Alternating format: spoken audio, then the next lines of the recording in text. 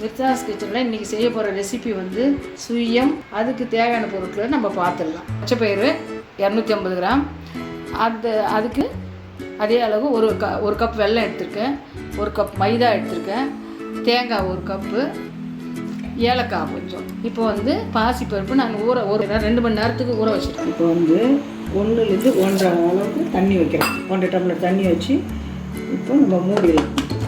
மூடி ஒரு 2 விசில் வந்தாவே போதும். ஒரு கப் மைதா மாவு எடுத்துருக்கேன்.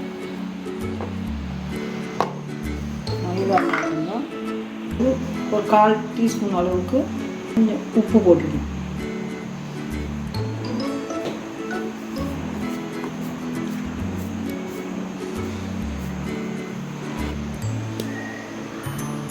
ஒரு ஸ்பூன் அரிசி மாவு கொஞ்சம் போட்டுருக்கேன்.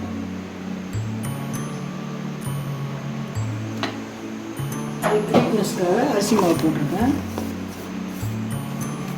இப்போ நம்ம நல்லா இதை கட்டி இல்லாமல் கொஞ்சம் கரைச்சி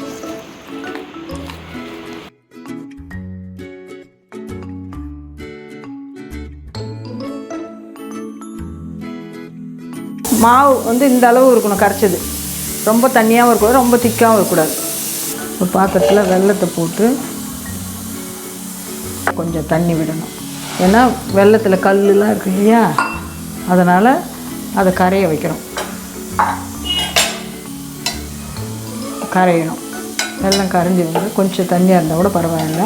ஏலக்காவும் இதிலே போட்டுருங்க.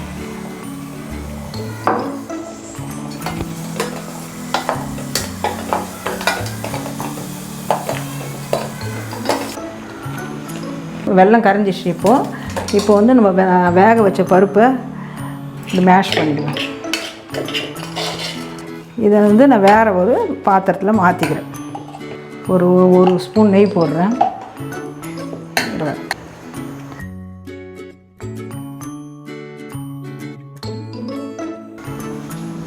இதை வந்து வெல்லம் பாகு எல்லாம் மிக்ஸ் ஆகணும் இல்லை, இதெல்லாம் கரையிறதுக்காக இப்போ நம்ம இது பண்ணியாச்சு.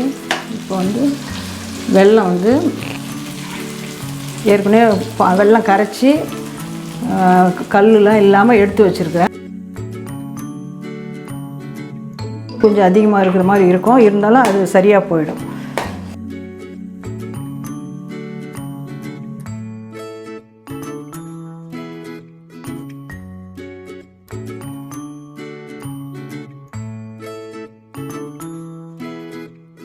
நம்ம தேங்காயை வந்து தேவையான அளவுக்கு போட்டுக்கலாம். நம்மளுடைய இதுதான் டேஸ்ட்டு கொடுக்கும் தேங்காய்.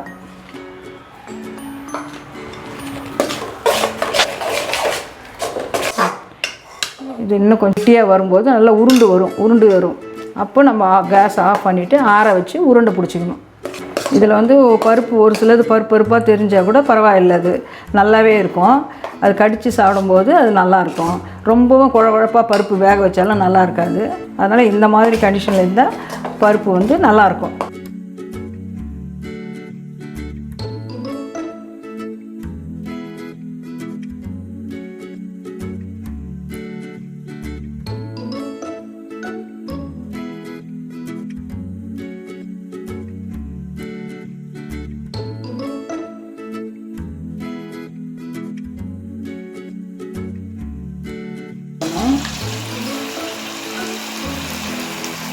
ஜல்லி பண்ணணும், ஒன்றோட ஒன்று ஒட்டிக்கும். அதனால் கொஞ்சம் நேரம்